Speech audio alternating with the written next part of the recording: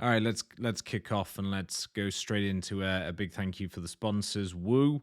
If you guys would like to get 50% of the referral fee rebate, you can sign up using the referral link that's in the YouTube description down below or on my Twitter. So just hop in there if you're looking or want to shop around for exchanges and you fancy getting a bit more bang for your buck in terms of your referral fees. And with that lovely, thankful introduction, let's move on to the more gruesome, unlikable conditions that are the crypto environment and the wider market environment at this point in time. I think that, I'll probably actually start off with the analysis today by looking at the traditional markets because I've gone through the BTC market structure stuff. I've given the overview of what I think about the higher time frame, and it's still bearish regardless of whatever rally we've seen. The last thing that I said on the higher time frame video is that the lows, those daily lows on BTC that we were looking at, and the 3-day low, they're very natural defense points. These are the areas the market will look at trying to defend. They're the areas of the market that are going to have a lot of participation, and I think really important to keep that in mind. The weekly structure has broken. The weekly structure made a fresh low. This is a rally. Sure, it's a nice rally. It's been a nice squeeze to the upside. It's achieved some things. I don't think it changes the overall view right now in terms of the way that crypto looks, and kind of more worryingly, the way that the traditional markets look. So good bounce, really good bounce, really good money to be made on the long side if you didn't chop yourself up like me. And now I think is the time to be a little bit more cautious about kind of where we are. And I've seen a number of posts over the last kind of 24 hours since we've had a more negative reaction on the market, and it's been about looking at areas of longing and kind of like thinking about where the bounce points will be. I'm slightly more pessimistic than that. Like, I think you've just had the bounce. I think that's the squeeze done. And I favor more downside in terms of breaking structure here and trading into fresh lows than I do the continuation of the move to the upside. In saying that, this is an important region for BTC, and I don't want to sound like I'm just out here just going to hedge everything that I say. My bias is to the downside. I want to make that very, very clear. However, there has to be a level of fluidity in terms of what I discuss and what I think about in order to be able to trade this market in both directions. But at this point in time, like, the bearish argument wins out for me in terms of the higher time frame.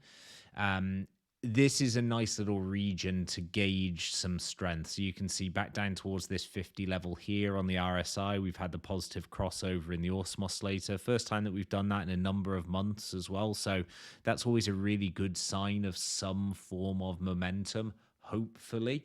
What we don't want to see is a little pop-up like we had in this region, really weak crossover and then trading back lower, same back here, right? We don't want to see those little pop-ups here and then straight back down. We would much rather obviously see some strength develop. So I will be watching this zone to see if we get some sort of resiliency and bounce. But market structure starting to be lost on the lower time frames, which again is a concern for the continuation of this move. Downtrending structures that we have now broke the lows. ETH was weaker yesterday, which we'll get on to as well. And as I said, it's, for me, it just feels like more downside versus this being a buy the dip opportunity. But I was like, yeah, let's start with traditional as I give a nice 4-minute introduction to BTC to kick things off. Let's go to traditional and take a look there and kind of do the same discussion, but on the NASDAQ of the highs and the lows and what we're dealing with here.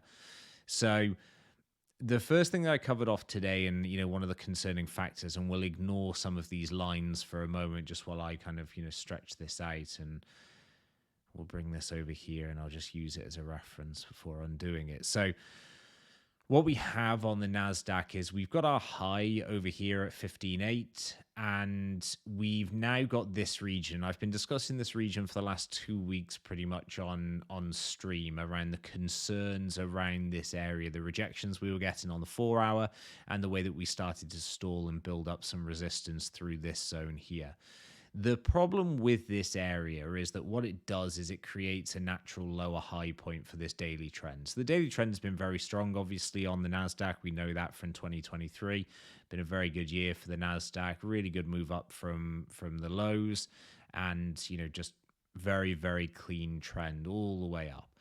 Now, this point here is important because this is a potential market structure break, and it's going to be the first time that we've seen that on the daily time frame in a good while.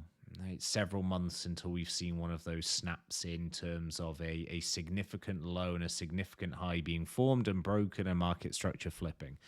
And unlike the BTC example that we discussed on the last video, this structure already has the requirements of the trend change. So it has the lower high, which is this region that we're currently in. It's got its low, and it's now the battle to prevent the lower low from occurring. And this daily close today, number one, it was a fucking horror. And secondly, it is incredibly close to being a low without quite making it. But this is the protection zone. So I expect the NASDAQ to be green tomorrow. I think that it's probably going to be green into next week. I think there will be a recovery effort and an attempt to save this at the low. But if this makes fresh lows, you've got your lower high, you're going to have a fresh lower low, you've got a downtrending structure. Now, the concern, and we'll see how much I can undo this just to get my line back into the correct place. Nice. The concern with that is that it's then going to call into question this entire macro structure that we are now faced with. So if we get the trend change here, we're going to have a daily downtrend that develops. And the knock-on effect of that, obviously, is we expect further downside on the daily time frame, given the downtrending nature of the market. And that's going to call into question this whole macro structure, which is our original all-time high here in 2021, our huge sell-off, our very big recovery to a potential lower high point on the chart. So the macro forming a lower high. Again, we're just using a little bit of kind of domino effect theory as we're thinking about the daily time frame transitioning into the downtrend, what that means for the potential turnaround here on a weekly. Now, one thing I think is probably important to clarify is just because, you know, we're talking about this being a potential lower high region, obviously there's a huge distance down to what we would consider as a, you know, a very obvious swing low point for us down here at 10,800. And that's a massive distance in terms of what the NASDAQ has got to cover off through a zone like this. It doesn't mean that we're going to start plummeting down towards that low. It doesn't mean that, you know, it's going to be like 2 weeks later and suddenly the NASDAQ's down 40%. You know, it's not that sort of situation. I think it's probably just, again, more of like a cautionary point of this stalling around the lower high.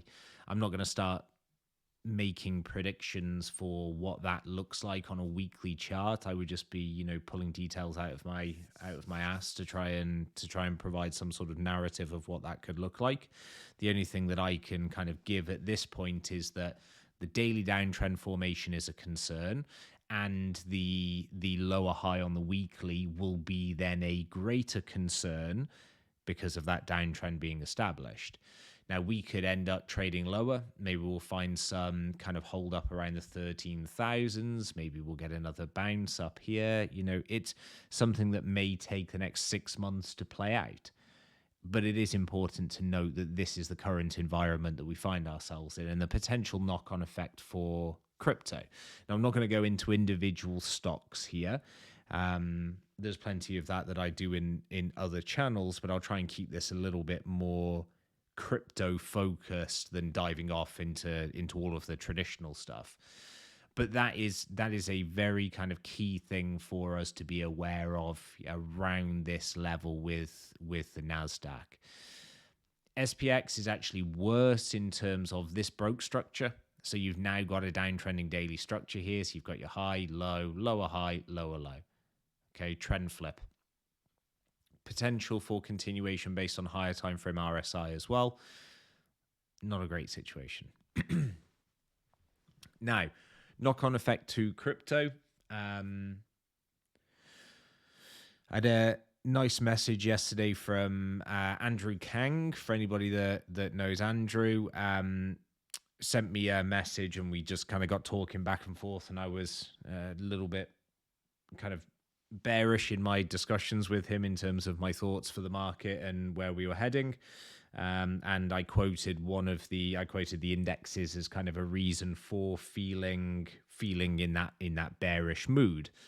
And he came back to me with a very fair point, which is that the crypto correlation has basically kind of undone all of that tightly correlated nature it had with the indexes, and crypto has lost that side of things, right? Kind of lost that correlation with the indexes.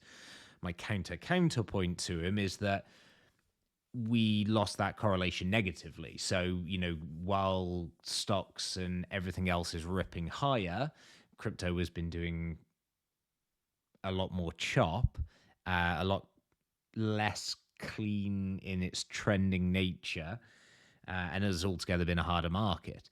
So there are some kind of, some points that you could make, some attributions towards whether or not the failing or the downtrend of the indexes are going to greatly impact the crypto markets or not.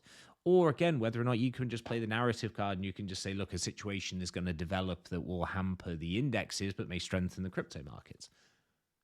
For now, I'm going to try and keep things simple. I still think that the crypto markets are going to visit lower targets. I think that this was the bounce. I think that this was the squeeze. And I think that we'll break this low on BTC at the next time that we come down to visit it. So the next time that we move towards this total here, which I think is 25,000 if memory serves me correctly, then I think we're going to break it. So I think that this is going to snap. And again, the thing I've been reiterating is if this snaps, that tends to be where the volatility comes. So anytime that we have a structure snap, we have a structure break, it follows through with volatility and impulse. And so that's still the kind of the way that I'm tuned into this. The other part of that process and kind of like the deeper dive into my mentality and reasoning for this is that a lot of markets had very strong bullish divergences building up through the lows. Link was a very good example of what this looked like. So you started to develop this really strong bull div down here on Link at the lows. Really good move all the way through here. Came down for this final fuck you low down here. Still ended up diverging it on both the Awesome Oscillator and RSI. And then we got the nice rally on Link. But the divergences are played out. Like the divergences are done. They've played out. They're finished. The bullish divergences have locked in, had their momentum to the upside, produced significant moves counter trend, and now I think they're done. Which also plays into the fact that I believe that kind of the BTC rally is probably coming to an end through this region. We'll take a quick look at ETH as well, because I think that's weaker, cleaner, and more indicative of potential downside continuation.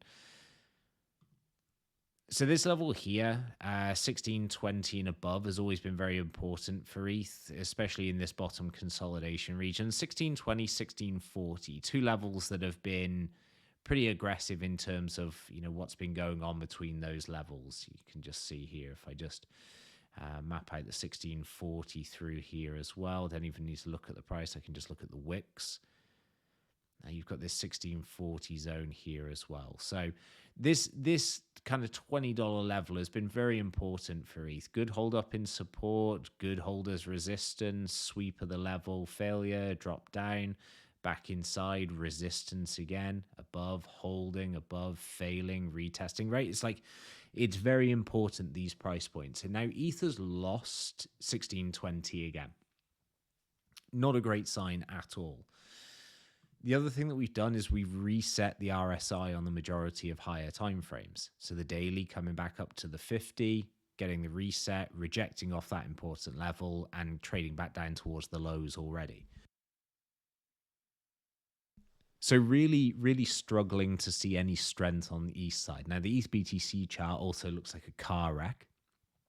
So there's a problem with, if you are believing the rally continues and this is just a pullback that will lead to further momentum to the upside, ETH is going to be by far the weaker market to be long on in favor of BTC.